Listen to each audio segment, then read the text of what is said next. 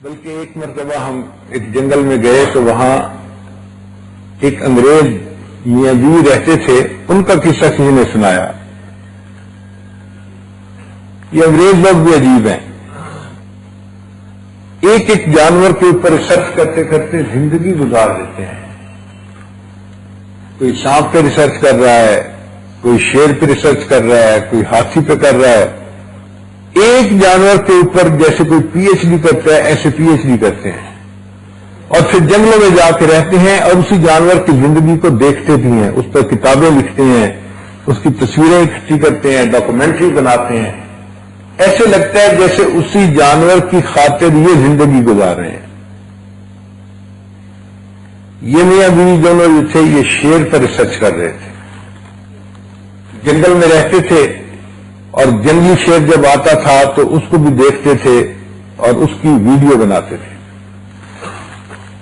اس دوران اس میاں بیوی کو شیر کا بچہ مل گیا کہیں سے۔ شیر کا بچہ بالکل بلی کی طرح کا ہوتا ہے، سائز بھی وہی ہوتا ہے۔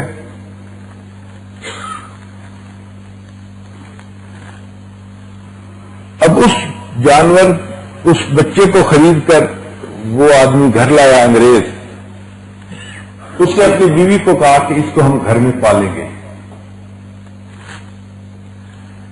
اب بچے کو تو دودھ چاہیے ہوتا ہے، تو شیرنی تو وہاں تھی نہیں، تو انہوں نے سوچا کہ ہم فیڈر کے ذریعے اس کو دودھ پلائیں گے۔ تو جو پالتو ہوتے ہیں بچے ان کو فیڈر کے ذریعے دودھ پلایا جاتا ہے۔ جب ماں نے اس کے لیے فیڈر بنایا اور اس کو پلانے لگی تو ان دونوں کی ایک بیٹی تھی جس کی عمر تھی تقریباً 3 سال۔ وہ جھگڑا کرنے لگی، ماما اس کو میں دودھ پلاؤں گی، تو ماں نے اس بچی کو دے دیا۔ اب وہ 3 سال کی بچی اماں کی طرح بن کے بیٹھی اور اس نے بچے کو بلی کی جیسے بچے کو اپنی گود میں لے لیا اور اس کو فیڈر پلانا شروع کر دیا۔ بچے نے بھوک لگی ہوئی تھی تو فیڈر پی لیا۔ اب یہ روز کا معمول۔ اس بچی کا محبوب مشغلہ تھا، اس نے صبح شام اس چھوٹے سے بچے کو دودھ پلانا ہوتا تھا۔ بچہ دودھ پیتا گیا اور بڑا ہوتا گیا۔ شیر 2 سال کی عمر میں بھرپور جوان شیر بن جاتا ہے۔ انسان کو تو جوان ہونے میں 15 سال لگتے ہیں نا۔ اب بچی 5 سال کی ہوئی اور شیر 2 سال کا بھرپور نوجوان شیر بن گیا۔ وزن بھی اس کا زیادہ ہو گیا اور قد کاٹ بھی بڑھ گیا، اور اب اس کو دودھ کی بجائے گوشت کی ضرورت تھی، تو ماں باپ نے اس کو گوشت کھلانا شروع کر دیا۔ مہمان لوگ آتے ہیں ان کے پاس تو وہ کہتے کہ تمہاری بچی اس شیر کے پاس بیٹھتی ہے، اس کے ساتھ کھیلتی ہے۔ شیر کسی کا دوست نہیں ہوتا۔ اگر کسی دن اس کو کسی بات پہ غصہ آ گیا تو وہ تمہاری بیٹی کو کھا لے گا، جیسے لوگ کھیرا کھا لیتے ہیں، شیر نے اس بچی کو اس طرح کھا لینا ہے۔ اور ماں باپ بھی شیر کو دیکھتے کہ اتنا طاقتور ہے اور بڑا ہو گیا ہے تو وہ بھی ڈرتے دل میں گھبراتے کہ ہماری بیٹی کا کیا بنے گا۔ اور بیٹی بھی اکلوتی تھی تو اور بھی زیادہ پیاری تھی۔ حتیٰ کہ کچھ دنوں کے بعد ماں باپ نے فیصلہ کیا کہ ہم اس شیر کو جنگل میں چھوڑ دیتے ہیں تاکہ یہ اپنی زندگی خود گزارے، ہماری بیٹی کی زندگی خطرے میں نہ رہے۔ انہوں نے ایک دن شیر کو آزاد کر دیا۔ شیر جنگل میں چلا گیا۔ شیر ایک ٹیریٹوریل اینیمل ہے، یعنی یہ اپنی حدود متعین کر لیتا ہے اور پھر اس کے درمیان کسی دوسرے شیر کا آنا پسند نہیں کرتا۔ اگر کوئی آ جائے تو ان کی لڑائی ہوتی ہے، یا دونوں میں سے ایک بھاگ جائے یا ایک دوسرے کو جان سے مار دے۔ جب یہ جنگل میں نکلا تو وہ جو حدود تھی وہ ایک بوڑھے شیر کی تھی۔ اس نے اس کی مہک کو پہچان لیا اور اپنی باؤنڈری کی حفاظت کے لیے لڑنے آ گیا۔ دونوں کی لڑائی ہوئی۔ وہ شیر بوڑھا تھا، یہ نوجوان تھا۔ آپس میں جب لڑائی ہوئی تو نوجوان شیر غالب آیا اور بوڑھا شیر وہاں سے بھاگ گیا۔ اب دستور یہ ہے کہ جو شیر بھاگ جاتا ہے، جو اس کے بیوی بچے ہوتے ہیں ان کو جیتنے والا شیر اپنا لیتا ہے، اپنی فیملی بنا لیتا ہے۔ اب اس کے پاس جو 2-4 شیرنیاں تھیں وہ اس کے ساتھ رہنے لگ گئیں، اور اس نئے شیر نے جنگلی زندگی گزارنی شروع کر دی۔ اب کھانے کو گوشت تو تھا نہیں اس کے لیے، تو یہ جانوروں کو شکار کرتا، کبھی ہرن کا شکار کرتا، کبھی کدو کا، کبھی زیبرا کا، کبھی زراف کا۔ اب جانور کو مارنا مستقل ایک ہنر ہے، چونکہ اس کو خوراک کی ضرورت تھی اس نے یہ ہنر سیکھ لیا دوسرے کو، جانور کو جان سے مارنے کا، تو باقاعدہ جنگلی شیر بن گیا۔ 1 مہینے کے بعد یہ شیر کہیں اس گھر کے قریب سے گزر رہا تھا تو اس نے گھر کو پہچان لیا، تو اس نے وہاں پہ بیٹھ گیا اور آواز نکالی۔ وہ آواز دوستی کی تھی، اور یہ آواز اس بچی کو یہ دیا کرتا تھا جب اس نے اس کے ساتھ کھیلنا ہوتا تھا۔ بچی نے شیر کی آواز سنی تو وہ گھر سے نکلی اور شیر کے پاس پہنچ گئی۔ اب جنگلی شیر جنگل میں بیٹھا ہوا ہے اور ایک 5 سال کی بچی اس کے قریب ہے۔ ماں باپ نے تھوڑی دیر بعد جب دیکھا کہ بچی نہیں ہے، باہر نکل کے دیکھا تو دور شیر کے پاس تھی۔ ماں بڑی پریشان، اب دور سے آوازیں لگا رہی ہے، بیٹی یہ اب جنگلی شیر ہے، یہ وحشی ہے، تم آ جاؤ، یہ تمہیں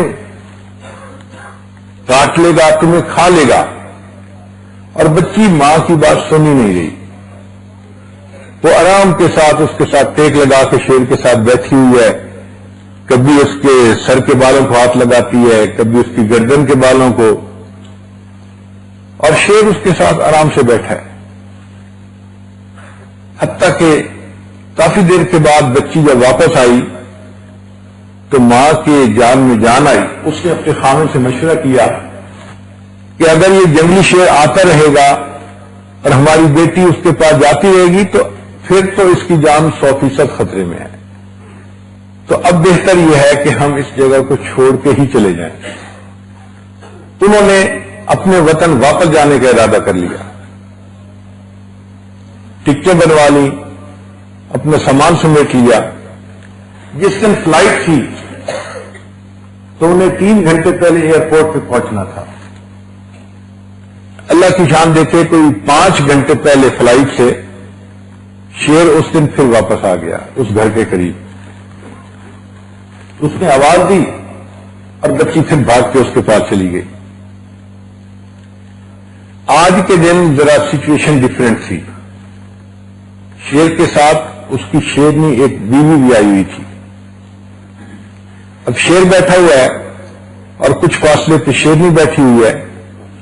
یہ لڑکی گئی اور شیر کے ساتھ جا کے جس طرح پہلے کھیلتی تھی اس کے بالوں کو ہاتھ لگانے لگی، اس کے پاس ٹیک لگا کے اس کے ساتھ بیٹھ گئی۔ اس بات پہ شیرنی کو غصہ آ رہا تھا، یہ کون ہے جو میرے ہسبینڈ کے ساتھ اس طرح آرام کے ساتھ بیٹھی ہے اور اس کو ہاتھ لگا رہی ہے۔ جب ماں نے دیکھا کہ بیٹی گھر پہ نہیں تو اس نے باہر نکل کے دیکھا کہ کہاں ہے، اس کو پتا چلا کہ بیٹی اس شیر کے پاس ہے۔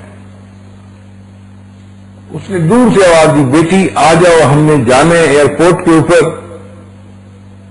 اور تمہارے ابو بھی انتظار کر رہے ہیں، جلدی آؤ نہیں تو ہم چلے جائیں گے۔ تھوڑی دیر وہ لڑکی شیر کے پاس بیٹھی رہی، پھر اس نے سوچا کہ چلو میں اپنے گھر جاتی ہوں۔ جیسے ہی وہ 5 سال کی لڑکی، چھوٹی سی لڑکی تھی، وہ اپنے گھر کی طرف چلنے لگی تو شیرنی کو اس کے اوپر غصہ تھا، شیرنی نے اس کے اوپر حملہ کر دیا۔ جیسے ہی شیرنی حملہ کرنے کے لیے اس کی طرف بھاگی، شیر نے بیٹھے بیٹھے اچانک لمبی چھلانگ لگائی اور ہوا کے اندر اس نے شیرنی کے زور کا ایک تھپڑ لگایا۔ اب جب شیرنی کو تھپڑ لگا تو وہ تو بھاگ گئی۔ بچی حیران تھی کہ یہ کیا ہو گیا۔ وہ شیر بچی کے قریب آیا اور اس نے اپنی دم ہلانی شروع کر دی. جب شیر دم ہلاتا تھا تو اس بچی کو یہ میسج ہوتا تھا کہ تم میری کمر پہ سواری کر سکتی ہو. تو جب اس نے دم ہلائی تو بچی اس کی کمر کے اوپر بیٹھ گئی جیسے گدھے یا گھوڑے کے اوپر کوئی بیٹھتا ہے, اور شیر اس کو لے کر اس کے مکان کے دروازے کے قریب لا کر چھوڑ کر واپس جنگل میں چلا گیا.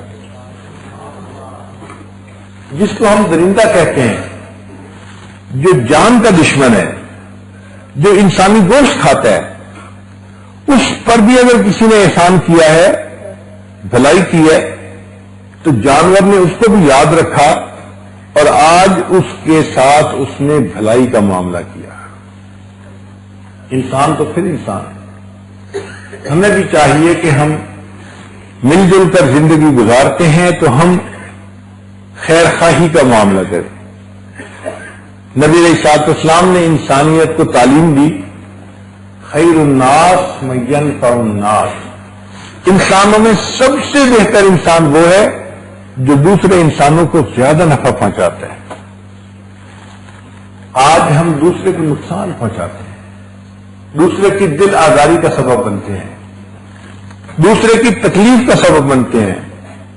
ہماری وجہ سے لوگوں کی راتوں کی نیندیں خراب ہو جاتی ہیں, لوگ تکلیف میں ہوتے ہیں, ہمیں اس کا احساس نہیں ہوتا.